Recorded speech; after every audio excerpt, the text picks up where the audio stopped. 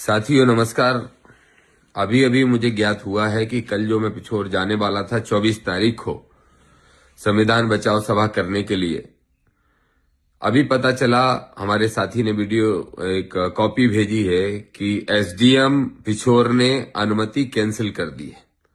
मैं इस वीडियो संदेश के माध्यम से कहना चाहता हूं, न सिर्फ पिछोर के एसडीएम एसडीओपी या शिवपुरी के कलेक्टर एसपी को, बल्कि मुख्यमंत्री जी और मुख्य सचिव साहब को भी मैं ये टैग करके पूछना चाहता हूं कि हमारी अनुमति किस आधार पर कैंसिल की।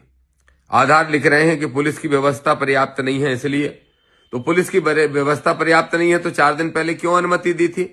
और अगर अनुमति दी थी तो पुलिस व्यवस्था आपको दूसरे जिले से करनी चाहिए थी।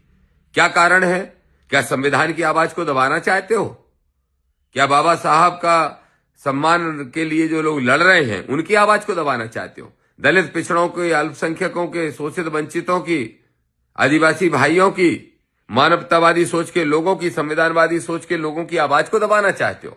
क्या कारण है? क्यों अनुमति आपने कैंसिल की? इसका जवाब तो देना पड़ेगा और इसका जवाब हम कोर्ट में भी लेंगे, ये ध्यान रखिएगा।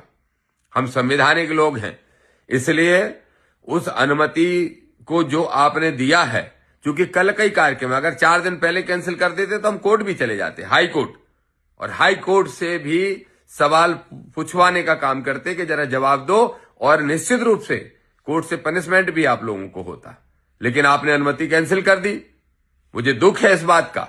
अगर हमें यह पता होता तो हम अनुमति मांगते ही नहीं, सीधा आंदोलन ही घोषित करते। और आज मैं चेतावनी से, चुनौती से कह रहा हूं कि जिस तरह से अनुमतियां जिलों के प्रशासन के लोग हमारी निरस्त कर रहे हैं, एक तरफ तो धीरेन्द्र शास्त्री को परमिशन देने के साथ साथ बड़ी व्यवस्थाओं में लगे हो, पूरा पुलिस बल वहां भेज देते हो, और दूसरी तरफ संविधान बचाओ सभा के लिए आपके लिए पुलिस बल तक नहीं है।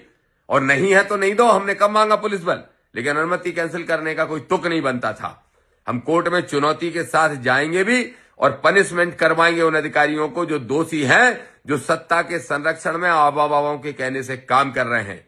हम अभी साथियों से अपील करेंगे कि कोई आवेश में ना आए, कोई नाराजगी प्रकट ना करें, और बिना अनुमति के हम कार्यक्रम नहीं करना चाहते, ये भी मैं आपसे कहना चाहता हूं।